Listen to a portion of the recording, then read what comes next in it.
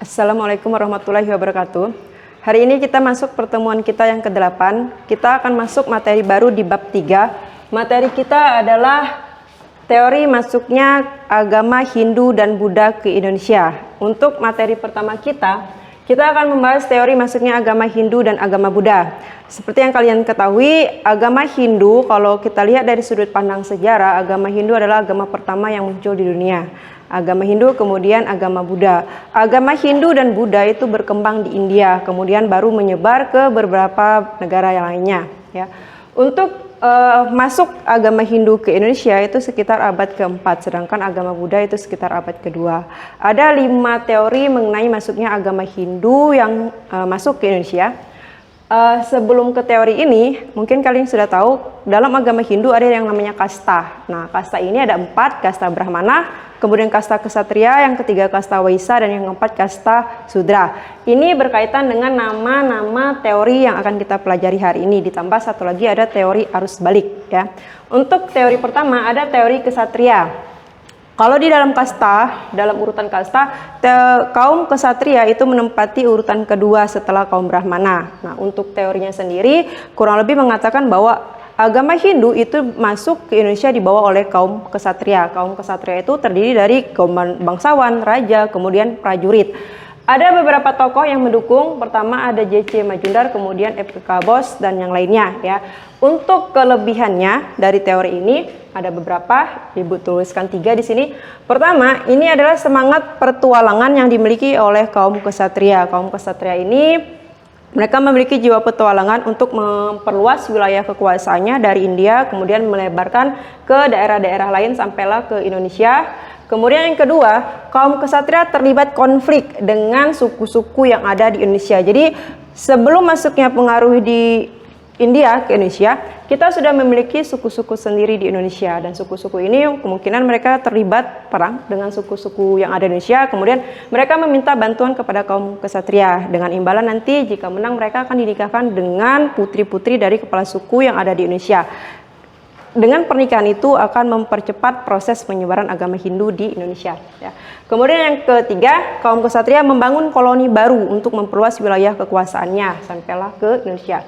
Sedangkan kelemahannya, pertama tidak ada bukti tertulis. Bukti tertulis di sini dalam artian biasanya prasasti, karena tulisan pertama yang muncul adalah prasasti. Kemudian yang kedua berkaitan di sini, kaum Ksatria tidak menguasai huruf Pallava dan bahasa Sanskerta, sedangkan kitab suci agama Hindu, kitab Veda itu ditulis menggunakan huruf Pallava dan bahasa Sanskerta. Begitupun nanti dengan prasasti-prasasti yang ditemukan di Indonesia itu rata-rata ditulis menggunakan huruf Pallava dan bahasa Sanskerta. Ya. Itu teori yang pertama. Kemudian teori yang kedua ada teori Brahmana. Teori Brahmana ini adalah kalau di urutan kasta, kaum Brahmana ada kasta pertama. Beberapa tokoh pendukungnya ada Van Leeuwen, kemudian Max Weber. Isi teori ini mengatakan bahwa agama Hindu dibawa oleh kaum Brahmana. Ya, kaum Brahmana kemungkinan besar diundang oleh kepala suku atau raja-raja yang ada di Indonesia yang tertarik untuk belajar agama Hindu. Nah, kelebihan teori ini, pertama, kaum Brahmana menguasai huruf Pallava dan bahasa Sanskerta. Itu nanti dibuktikan dengan adanya prasasti-prasasti yang di Indonesia itu ditulis pakai huruf Pallava bahasa Sanskerta. Kemudian kelemahannya itu ada 2. Bahasa Sanskerta dan huruf Pallava itu sulit untuk dipelajari. Tidak mungkin kepala suku ataupun raja yang ada di Indonesia itu mempelajari dalam waktu yang singkat. Ya. Kemudian yang kedua, dalam ajaran agama Hindu, kaum Brahmana dilarang meninggalkan India, apalagi menyeberangi lautan untuk waktu yang lama. Ya, karena kalau mereka melanggar, mereka akan kehilangan hak mereka, kasta mereka sebagai kasta Brahmana. Itu teori yang kedua. Kemudian teori yang ketiga ada teori Waisya. Waisya ini adalah kaum pedagang. Ya, pendukung teori ini N.J. Krom. Isi teori ini mengatakan bahwa agama Hindu dibawa oleh kaum pedagang yang berdagang sampai ke Indonesia sekaligus menyebarkan agama Hindu. Kelebihannya ada bukti perkampungan keling di beberapa wilayah di Indonesia. Salah satunya ada di daerah Medan. Ya. Kampung keling ini adalah kampung yang isinya ditempati oleh orang-orang Hindu di Indonesia. Kemudian faktor ekonomi menjadi faktor pendukung kedua karena mereka itu memperbaiki kehidupan mereka ekonomi. Selain untuk berdagang, mereka menyebarkan agama Hindu. Nah, Tapi kelemahannya juga ada.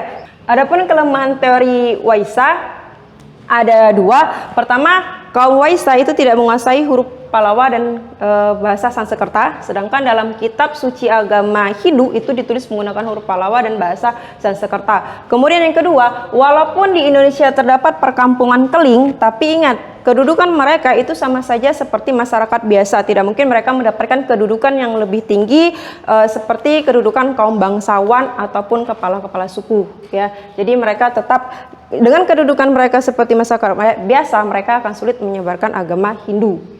Kemudian yang ketiga, teori Sudra. Teori Sudra pendukungnya Van Weber. Nah, teori Sudra, kaum Sudra ini kaum yang kaum yang paling bawah. Mereka isinya adalah budak, kemudian orang-orang dengan kasta yang paling rendah. Ya, isinya sama. Agama Hindu dibawa oleh kaum Sudra ke Indonesia. Tujuannya mereka ingin memperbaiki hidup, karena di India kedudukan mereka tuh paling bawah, paling rendah. Jadi kalau mereka di India sebagai budak, dengan harapan di daerah lain mereka akan mendapatkan posisi yang lebih bagus. Tapi kelemahannya jelas tadi tidak menguasai bahasa Sanskerta dan huruf Pallava, kemudian mereka tidak memiliki pendidikan. Ya, bagaimana mereka akan menyebarkan atau menguasai agama Hindu sedangkan mereka sendiri tidak menguasainya, tidak mampu. Selain itu juga tujuan mereka kan memperbaiki hidup. Pasti mereka lebih fokus untuk usaha-usaha yang mereka lakukan untuk memperbaiki hidup daripada menyebarkan agama Hindu. Nah, itu 4 teori. Dan satu lagi ada teori arus balik. Ini arus balik, kebalikan dari teori-teori sebelumnya. Kalau teori sebelumnya mengatakan bahwa agama Hindu dibawa dari India ke Indonesia, kalau ini kebalikannya, maka namanya teori arus balik. Teori ini pendukungnya F.D.K. Bos dan George Judas. Isi teorinya mengatakan bahwa agama Hindu itu justru dipelajari oleh orang Indonesia yang belajar ke India. Setelah itu mereka kembali dan menyebarkan agama Hindu di Indonesia. Kelebihannya, ada bukti di Prasasti Nalanda mengatakan bahwa Raja Sriwijaya Balaputra Dewa meminta untuk dibangunkan asrama untuk orang-orang dari Sriwijaya belajar agama Buddha di India.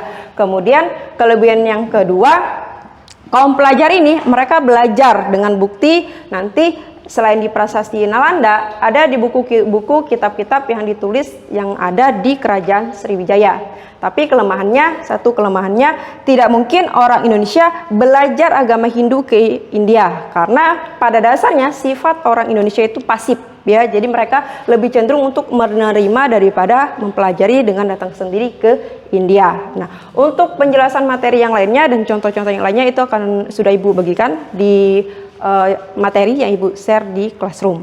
Nah, itu saja materi kita hari ini. Ibu Ari, wassalamualaikum warahmatullahi wabarakatuh.